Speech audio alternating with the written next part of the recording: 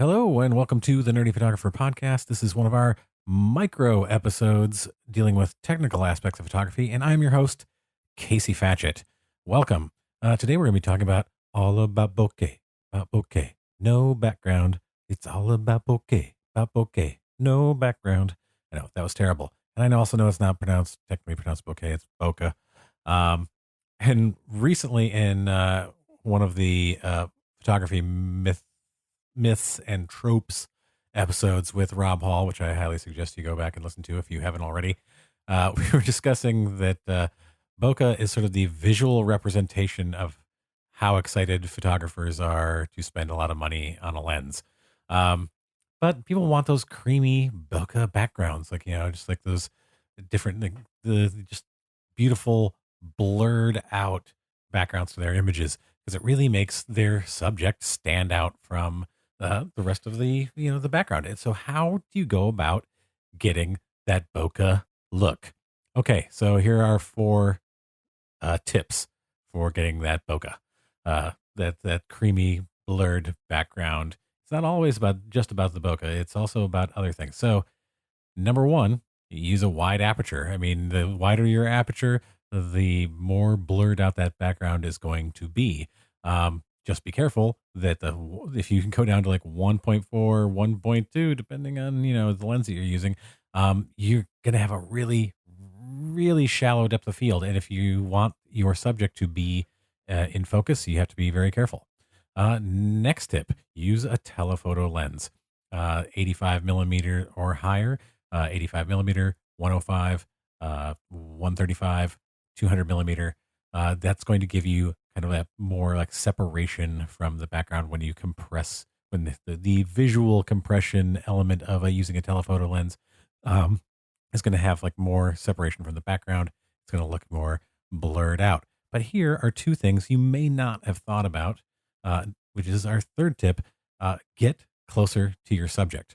If you're like 20 feet away from somebody, it's going to be harder to have like that blurred out background because they're farther away from you. Your camera is the focal distance of your camera is going to start getting more of the background is going to be in focus. It's focusing on a much further spot, much further away.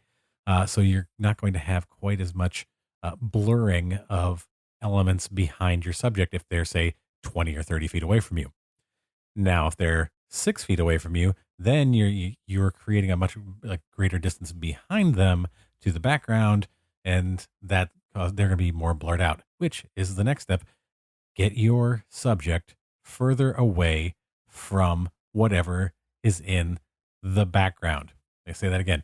Take your subject further away. If somebody's standing 2 feet away from a wall or a painting or whatever, a tree or whatever is behind you, it's not going to be as blurred out because you're focusing on the subject. So whatever's behind them is much closer to the focal plane. Whatever's farther away from your subject is going to be much more out of focus. And that brings us to, you're going to have to make sure that you're focusing again on your subject. So get close to your subject, make sure whatever's in the background is further away from them.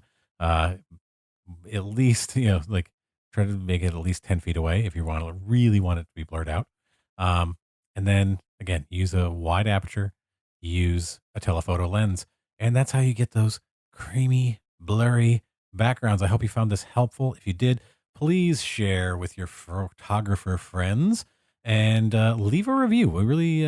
They really help. I bring this up a lot, but as an independent podcast, the Nerdy Photographer depends upon you guys to really spread the word more than I can through my social media channels and then the blog and trying to get search engine submission.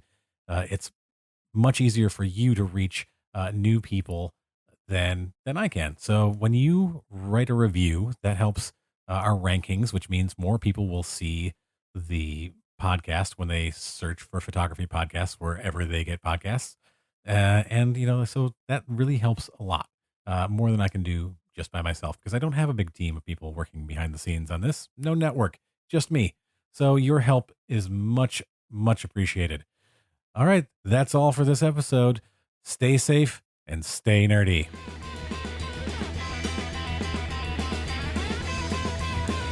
Well, you better start listening, better start listening.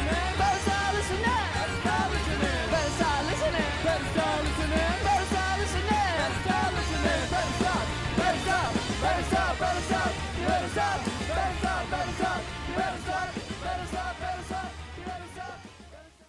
Yeah, so I'm not sure how we handle the situation. Did you have a contract? Well, I had one I found for free online, but my lawyer says it might not hold up. Next time, you should head over to nerdyphotographer.com. They've got a selection of contract templates for weddings, events, portrait sessions, and even for hiring second photographers and associate photographers, which would certainly have helped you in your current situation.